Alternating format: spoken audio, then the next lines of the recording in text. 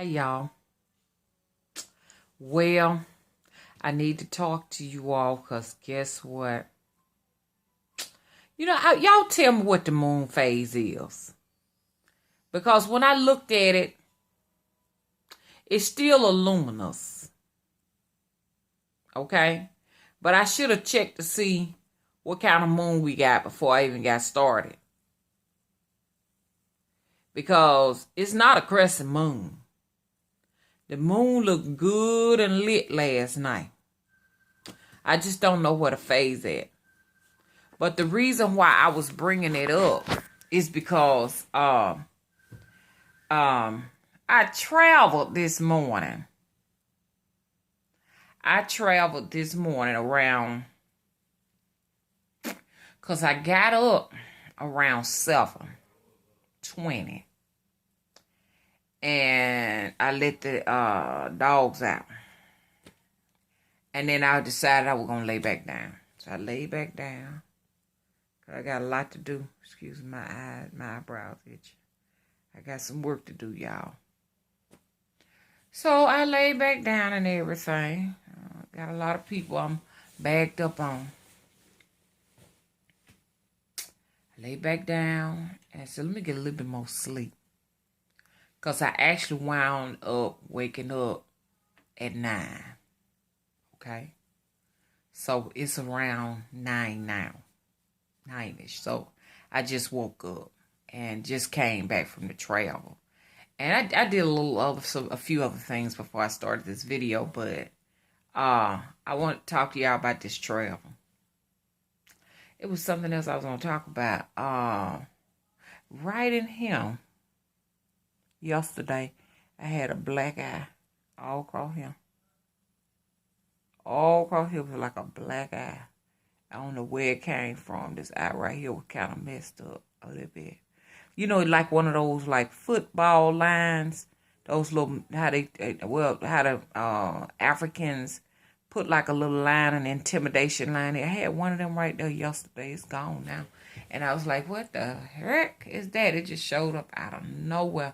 I said, I don't know what is going on. Because see, like, you know, your body show you what's going on. You know what I'm saying? With work that you do, if you do some work or something like that, you're going to have a mark. It's going to allow you to know that something that you have put out in the universe has worked. You know, just like I had a little bump. Still do. Got a little teeny weeny bump at the top of the roof of my tongue palate, of my palate. It's still there. That's letting me know that something that I said has come into fruition. So I'm just telling y'all that so y'all can have an idea of how this work works. So you have to be careful. Like if you say, I hope you break your leg. Don't be surprised if you walking around on your right leg around here and your leg is just toe up and you can't use it. I hope you break your neck and your neck hurting. You can't eat. You can't swallow. So you have to be careful what you put out there. That's all I'm trying to tell y'all. You have to be real, real careful about that. Still working and on and loving these dreads. I have a flat head in the morning time. The back of my head be flat in the back from laying down on it and stuff. Y'all like my dreads? My dreads look pretty rough because I keep them washed in apple cider vinegar and baking soda. This so I won't clog up any of my circuits up here. I want to keep my pineal gland nice and clean. And see, look, since I stopped using that salt, white salt, you know what? I look like I'll be traveling even more. Because I usually travel during the crescent. But now I'm traveling now. So that's what happens. Like I said, somebody said, put a disclaimer up there, Mama, so the crazies won't, go out and try to do something and want to blame you. So let me do my disclaimer. Everything I do is just for myself only personally. So if you do these things, you do them at your own risk. So, some people probably need salt, so they probably have to eat. Because, everybody's body is different. Like some people who have trouble clotting, or have low blood pressure, a lack of salt may make them sick. But for me, I have very thick blood, so I don't need sodium because I clot easy, and I can get a sore or a cut. It'll be healed by tomorrow. It'll be already, like, immediately. If I get a cut, it's already forming a scab on it, just right before your eyes. You see what I'm saying? So I have a different genetic makeup. So I can't do the salt thing. I can't have crystals in my blood, y'all.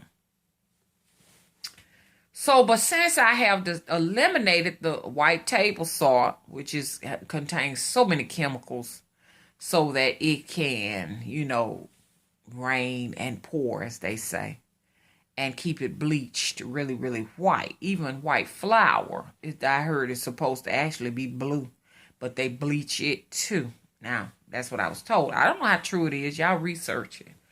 But even that, I'm going to get away from the white flour and use something alternative for myself, because I'm a little bit more health conscious, not just for the physical part of me, but also for the spiritual part of me. I got to do the right thing.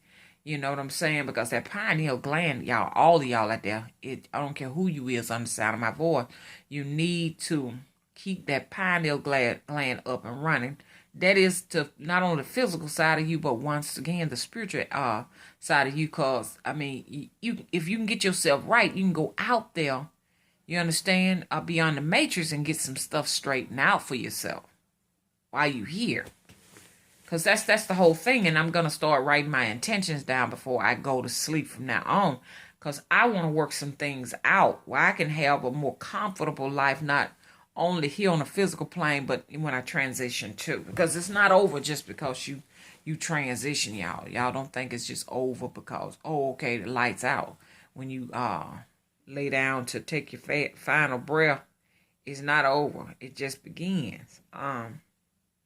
So I just wanted to talk about that, because that thing was right there. I did that video. You can see that thing right there, so good. It was just coming across there like that.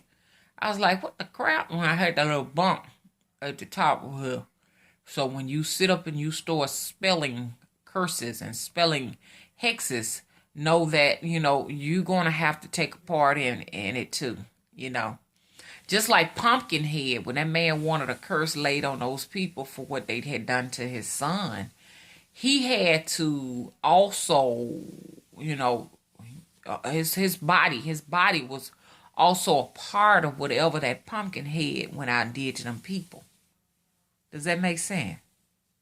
So if you sit up and you say, well, I'm going to have to curse this person because this person did this, that, up to me, your body is going to suffer some of that too. You're going to feel a little bit of what they're feeling. That's why you can't be too swift to spell out hexes and curses. You can't be too fast to do that. That's why every witch has to use her discretion. But for me to say, oh, somebody's doing something to me, I'm gonna kill them. You can't do that. Because you take a little bit of your life force energy and you put it into that. So you got to be real, real careful what you do. You have to make sure that what you're doing is really worth what you're gonna get back out of it. If y'all don't believe me, then let me know. Just comment and say, Mama, I don't think so. I don't think so. In every case I have done, it has happened to me. If I spelled out a curse, I'm going to feel something on my body. And like I say, my blood pressure may be up, or I'm going to have some kind of physical sign, some kind of marks or something on my body. It's going to occur to me. And it's also a safety mechanism, so you just don't go out just cursing people and just for the heck of it, for the fun of it. See, so you have to be a responsible sorcerer, a responsible witch. You know what I'm saying? Just like the bee, if the bee goes out and sting, it'll lose a stinger. And the consequences of the bee losing a stinger is death. So he has to really discern, you understand, whether or not it's warranted to sting a person. So he won't do it unless his life is threatened. So anyways, I'm just trying to, school the witches, y'all. What you should do, or what you shouldn't do, and what you should consider before you spell out a curse. But the older the witch is, or the older the sorcerer, I like that, Norwa, when you say sorcerer, or the older the wizard or the warlock is, the more powerful the spell is, the curse or the hex. You don't want no old crone to hex you, curse you,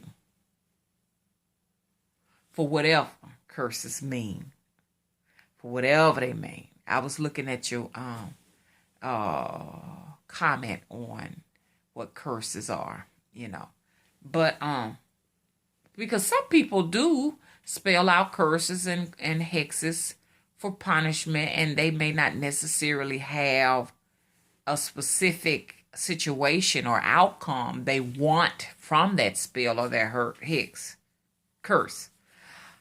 So I'm about to say herx.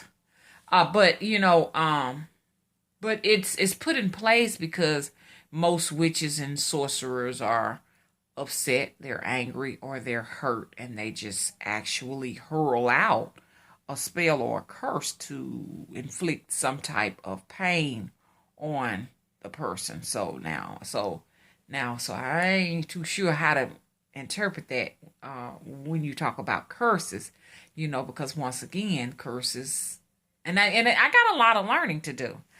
But I thought, we curse people because they have actually done something to really upset us, So I like to go back and think about how Pharaoh cursed when he sent his curse out to Moses, every first born male, which that curse is still in place now. Most firstborn males have it very, very difficult. You know what I'm saying? Even some of them actually die younger, or the first to die. And I sit down and I try to think about, why did he curse? Why did he curse every firstborn male? Because I think what you're saying is that there is an underlying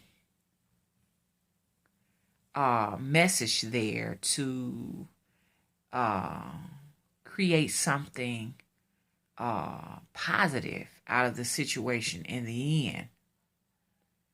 I was reading that comment, trying to get some understanding out of it.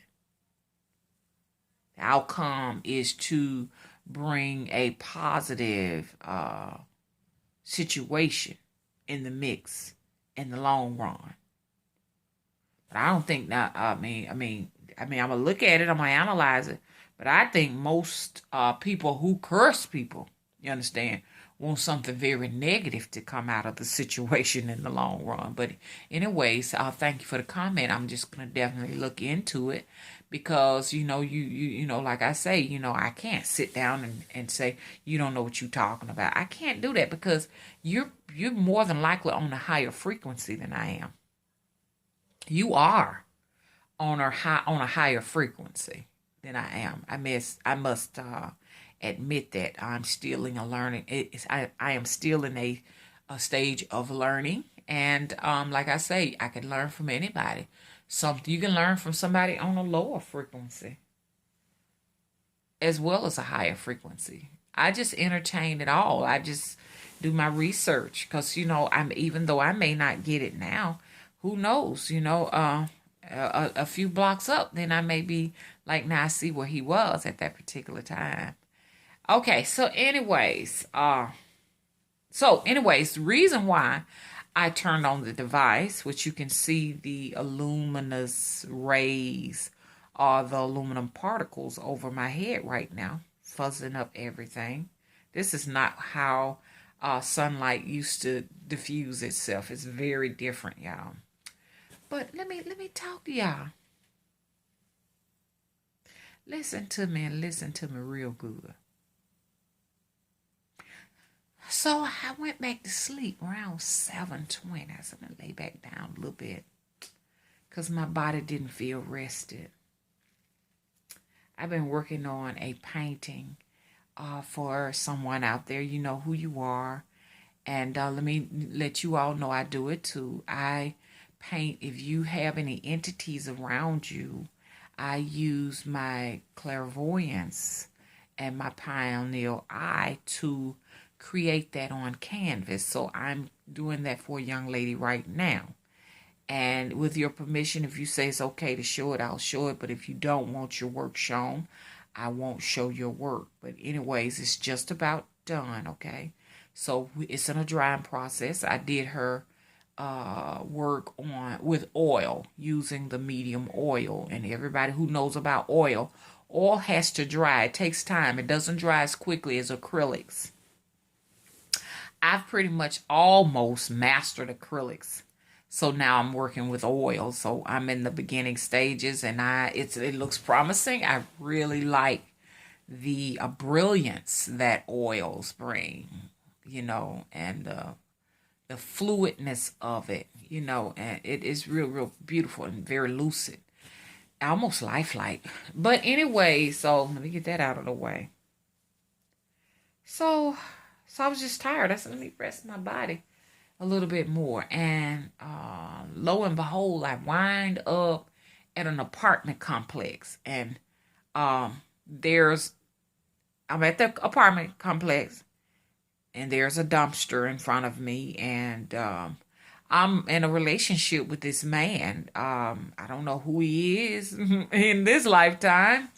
I liken him to be like Mr. Willie, but that's not who that was. But I was at the dumpster, and this man, who was my partner, was throwing a trash bag into the dumpster. And then all of a sudden, I went for a walk. I went walking on the sidewalk, and there was this woman coming to me, and she was upset, and she was fussing, saying I had her man. I want her man back. I want her man and stuff. And somewhere in the middle of it, I became kind of sexually attracted to the lady. I knew I had something she wanted, and I wanted something that she had. And I remember just almost like turning into that swamp witch, saying, talking that little hustle, that swamp witch talk a little bit. And let me not offend that swamp witch. And I was like, oh, so I got something so that you want. What you gonna give me, and it went on from there. And she was really hysterical, and she was like, he used to be my man first. He was my man first, and everything. And it's almost like she really wanted to get something popping, But anyways, so I continued on with the hustle because some kind of way I was like sexually, attracted with her, in her. I was sexually attracted to her. And so, anyways, I wanted to try to make a deal with my man, whoever this man was. I know I was in somebody's body doing some things. I know I was. And so he didn't want her. And I felt special that he wanted me and not her. I don't know why women think like that. And so he was talking to me about this particular apartment. Yeah, we're going to get this one right here. We're going to move out the bottom apartment. We're going to move in that one up there. And he was really, really crazy about me. And I wanted him to I wanted to persuade him to want this ex of his so that I can get her in the bed with him and I myself, because I wanted her for myself and everything. And, oh, honey, he didn't want nothing to do with her. He was cursing, and he just didn't want no parts of her. And she was hysterical. She was up the street. She wouldn't get close to him. She was yelling. She was crying. She was upset. And it was something about this man. I couldn't even trust myself because he kept his back turned on me. He wouldn't allow me face to face with him, give me no eye contact. So he was emotionally unavailable to myself too, but what I really wanted was her. And so from there, it progressed to me going to, because I was in a whole nother place. it progressed to me going to a doctor's office. So I wound up in a doctor's office. I guess whoever that was had to go to the doctor. So I was at the doctor's office, and I remember sitting down and the sun being so bright and so intense. It took up most of the sky. Like, our sun is growing, but this one was huge. It was the skies were blue just like ours, but only, the sun took up the sky. Like I said, it made up most of what was up there. And so I'm in this doctor's office, and this light was just infusing inside of the place. And when I was in there, I was noticing that the people in there, their skin was darker. I don't even know. I guess I was black, but their skin was darker, about the color of Middle Easterns. What we call Middle Easterns, or people in places like Saudi Arabia or something like that. That, you can tell over time the sun had really tanned these people like just ridiculously dark. Because they had more of a, like I said, a tan, like Middle Eastern color, like the races had changed. They changed to that color. You know what I'm saying? And I noticed that, I don't know if y'all know what skin tags are. Skin tags. A lot of old people have them. They'll have like skin tag marks on here. And they were large. They weren't moles. They were like large. Let's put it like this. For what I saw, it looked like these people had melanoma on their skin. Like scabs all over their skin from the sun just being brutally so hot. And it looked like, we were in there to get some treatment for our skin, because I was there too. So I'm just going to assume it was a dermatology center. We were in there because everybody that was in there had these marked things on their face. So I assumed I had them on mine too. And because there was a lady, and she had a device, and once again, it was a device that looked like glass. I didn't see anything on it. I couldn't see anything on it, but evidently she could. Whatever it was invisible to my eye. So it was just clear glass type apparatus that was square, the size of a cell phone, and she was doing her things on it. Once again, I could not see it. It made like, while it was on, it was glass, but it made like a yellow film. The film was yellow in the glass. It was something solar, a solar light mechanism coming from it. And once again, I could not see what she could see and they could see on it. So anyway,